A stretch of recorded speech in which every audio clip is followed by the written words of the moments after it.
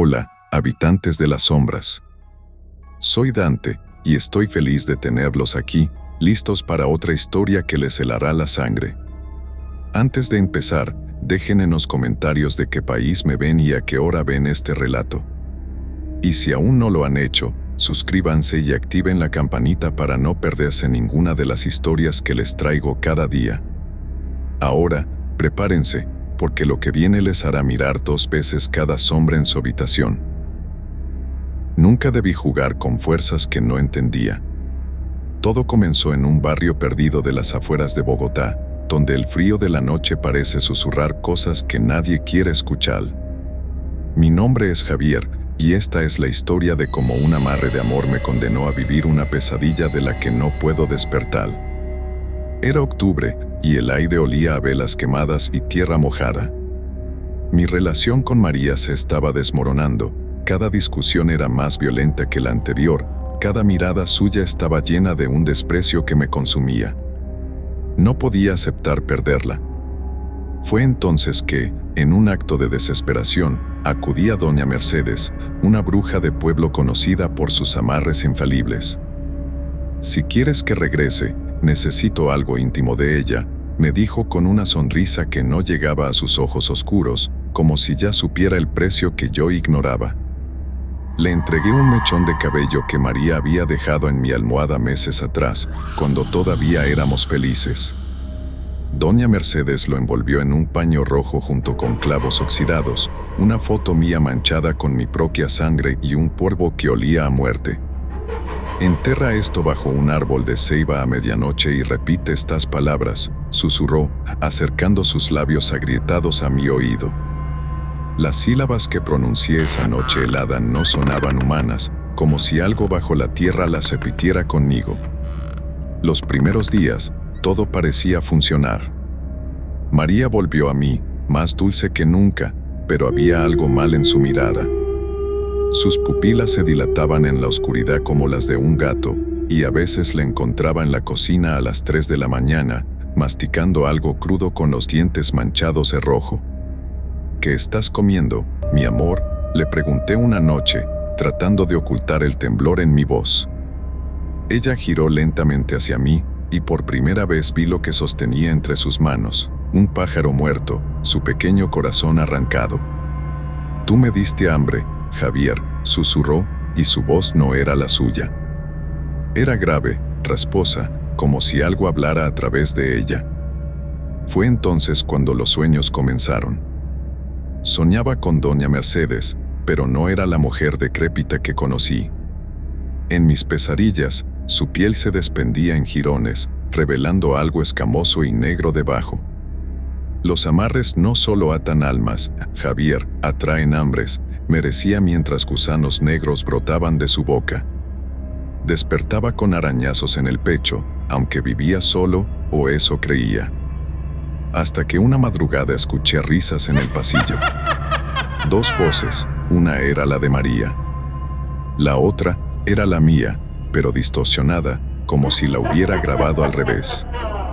Al encender la luz, el pasillo estaba vacío, pero el espejo del baño mostraba un reflejo que no era el mío. Sonreía demasiado, mostrando dientes que no eran humanos. Y entonces entendí que el amarre no había unido a María a mí, había traído algo más. Algo que ahora vivía en mi casa, en mi piel, en mis sueños. Pasaron 2 semanas desde aquella noche en que María devoró el pájaro en mi cocina, y cada día que transcurría, menos humana parecía. Su piel había adoptado un tono cetrino, como si la sangre bajo su superficie se hubiera espesado, y sus movimientos eran erráticos, demasiado fluidos, como si sus huesos ya no siguieran las reglas de la anatomía. Una madrugada, desperté con un peso en el pecho. Al abrir los ojos, María estaba sentada sobre mí, sonriendo con una boca demasiado ancha, sus dedos largos y fríos acariciando mi garganta. «¿Por qué tienes miedo, amor?», preguntó, inclinándose hasta que su aliento, que olía a carne podrida, me golpeó el rostro. «Tú querías que nunca te dejara, ¿no es así?». No pude responder. Mis labios temblaban, y el pánico me había paralizado.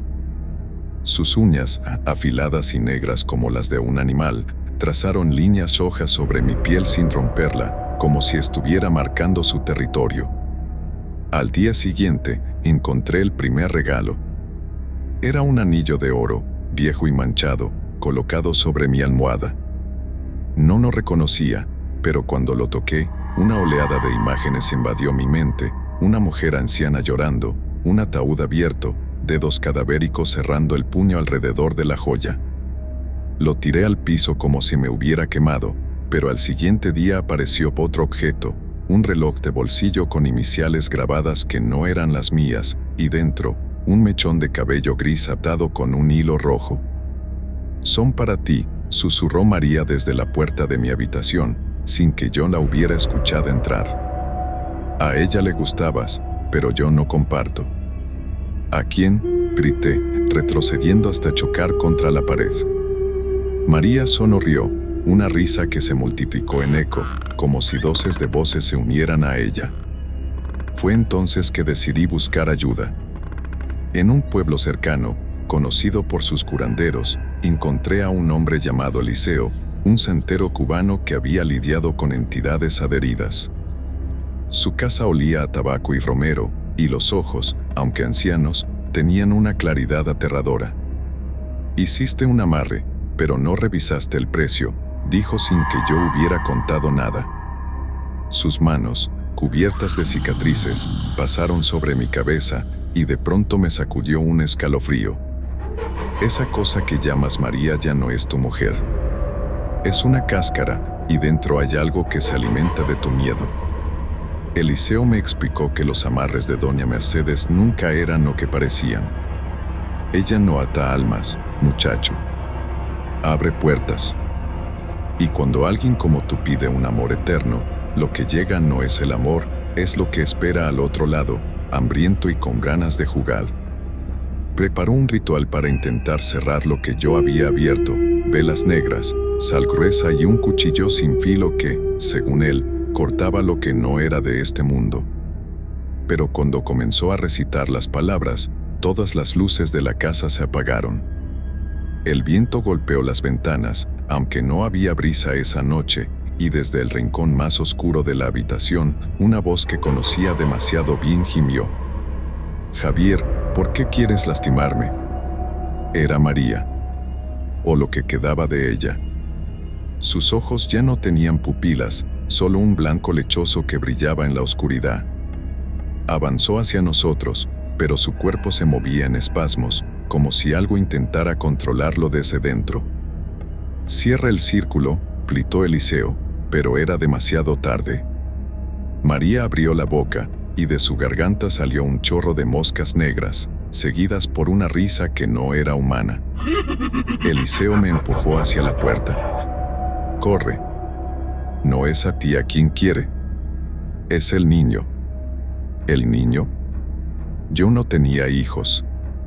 Pero entonces lo recordé. El test de embarazo que María había escondido bajo la cama un mes antes de que todo empezara. Y supe que, fuera lo que fuera que hubiera entrado en ella, ahora tenía algo mío creciendo en su vientre. Corrí esa noche como un condenado, las piernas ardiendo, el corazón a punto de estallar. Las palabras de Eliseo retumbaban en mi cabeza: «Es el niño». María estaba embarazada, ¿pero de qué? Llegué a mi casa, cerrando la puerta con llave y arrastrando muebles para bloquearla. Las ventanas brillaban bajo la luz de la luna, como ojos observándome. Respiré hondo, intentando calmarme. Tenía que pensar. Fue entonces cuando escuché los golpes. Toc, toc, toc. No venían de la puerta. Toc, toc, toc. Sino del interior del armario. Me acerqué con un cuchillo de cocina en mano, las articulaciones blancas de tanto apretarlo. Con un movimiento brusco, abrí las puertas del ropero. Y ahí estaba. María. O lo que alguna vez fue María. Estaba encogida entre mis camisas, desnuda, su vientre hinchado y pulsante, como si algo se moviera debajo de la piel.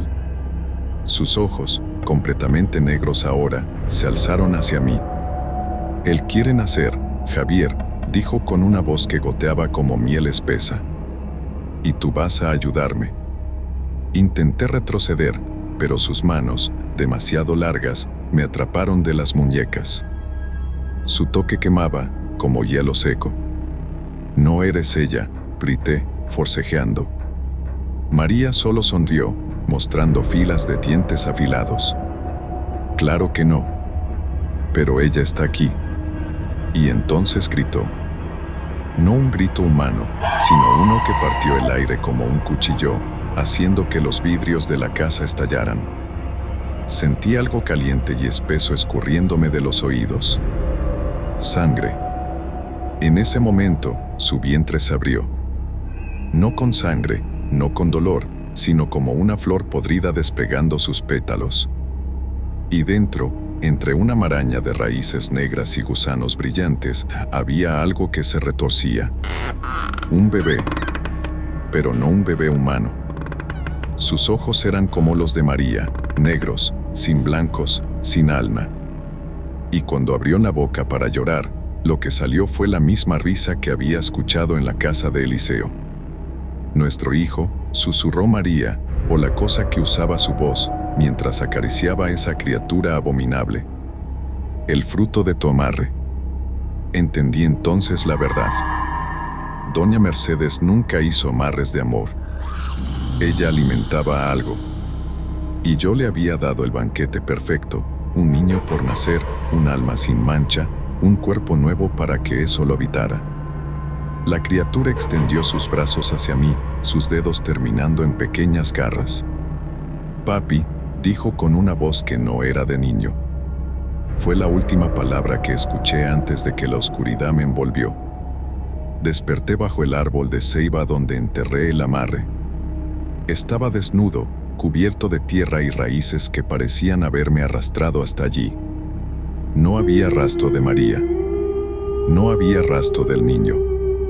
Pero cada noche, cuando el viento sopla desde el monte, escucho una risa aguda que me llama desde la oscuridad. Y en mi pecho, justo sobre el corazón, hay una marca. Un pequeño mano negra, como la de un recién nacido, pero con garras. Crece un poco más cada día. Y sé que cuando me cubra por completo, Él vendrá por mí.